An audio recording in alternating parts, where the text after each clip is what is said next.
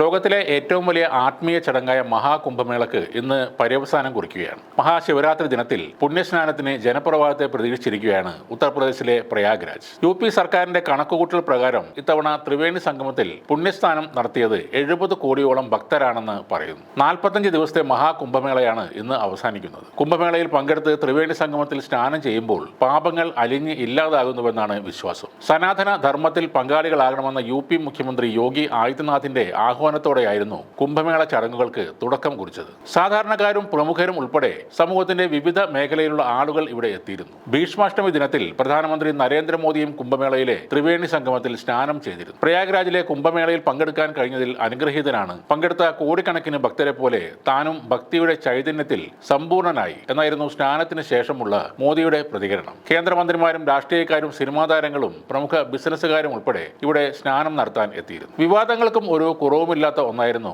ഇത്തവണത്തെ മഹാകുംഭമേളയും. കുംഭമേളയുടെ നടത്തിപ്പ് ഒരു അഭിമാന വിഷയമായിട്ടാണ് UP സർക്കാർ കണ്ടത്. മേളയ്ക്ക് മികച്ച സുരക്ഷാ ക്രമീകരണങ്ങൾ ഒരുക്കിയെന്ന് യോഗി സർക്കാർ ആവർത്തിച്ച് പറയുകയും ചെയ്തിരുന്നു. എന്നാൽ യഥാർത്ഥത്തിൽ ഇതിന് വിരുദ്ധമായ ചില സംഭവങ്ങളാണ് പ്രയാഗ്രാജിൽ അരങ്ങേറിയത്. കുംഭമേള തുടങ്ങിയ ജനുവരി ആദ്യവാരം മുതൽ ശരാശരി 50 ലക്ഷം പേർ പ്രതിദിനം പ്രയാഗ്രാജിലേക്ക് എത്തുന്നുവെന്നാണ് കണക്ക്. ഇത്രയും പേരെ ഉൾക്കൊള്ളാനുള്ള വലിപ്പം എന്തായാലും ഈ പ്രദേശങ്ങൾക്കില്ല. അലഹാബാദിലെ സാധാരണ ജനസംഖ്യയേക്കാൾ 100 ഇരട്ടി ജനമാണ് കുംഭമേളക്കായി എത്തുന്നത്. ഈ തിരക്ക് ആ പ്രദേശത്തെ സാധാരണ ജനജീവിതത്തെ കാര്യമായി ബാധിക്കുകയും ചെയ്തു. പുണ്യഭൂമി ദുരന്തഭൂമിയാകുന്നതിനും രാജ്യം സാക്ഷിയായി. ജനുവരി 29-ന് രണ്ടാം വിശേഷ സ്നാന ദിനമായ മൗനി അമാവാസയിലാണ് തിക്കിലും തിരക്കിലും പെട്ട് 30 പേർ ത്രിവേണി സംഗമത്തിനരികെ മരിച്ചത്. മരണസംഖ്യ സർക്കാർ മറച്ചുവെച്ചെന്നും സുരക്ഷാ ക്രമീകരണങ്ങൾ പാളിയെന്നുമാണ് കോൺഗ്രസ് അടക്കമുള്ള പാർട്ടികളുടെ വിമർശനം. പിന്നീട് ന്യൂഡൽഹി റെയിൽവേ സ്റ്റേഷനിലുണ്ടായ തിക്കിലും തിരക്കിലും പെട്ട് കുംഭമേള യാത്രികളടക്കം നിരവധി പേർ കൊല്ലപ്പെട്ടിരുന്നു. കൂടാതെ ആളപായമില്ലെങ്കിലും 5 തവണയാണ് പ്രയാഗ്രാജിൽ തീപിടുത്തമുണ്ടായത്. കുംഭമേളയിലെ മലിനമായ അന്തരീക്ഷവും വിമർശനങ്ങൾക്ക് വഴിവെച്ചിരുന്നു. കോടിക്കണക്കിന് വിശ്വാസികൾ പവിത്രമായി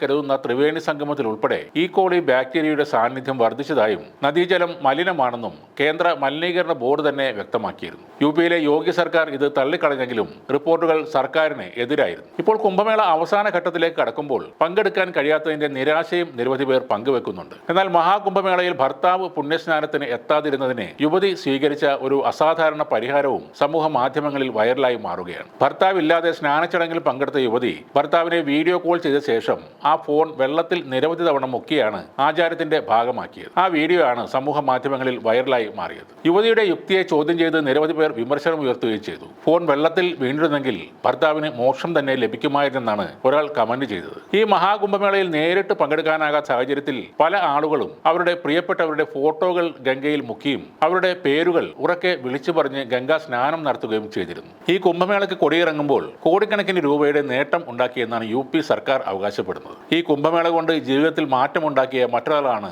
മോണി ഭോസ്ലെ എന്ന മാല വിൽപ്പനക്കെത്തിയ വൈറലായി മാറിയ മൊണാലിസ. മൊണാലിസ ഇപ്പോൾ ഉദ്ഘാടനങ്ങളിലും സിനിമയിൽ അഭിനയവും ഒക്കെയായി വളരെ തിരക്കിലാണ്.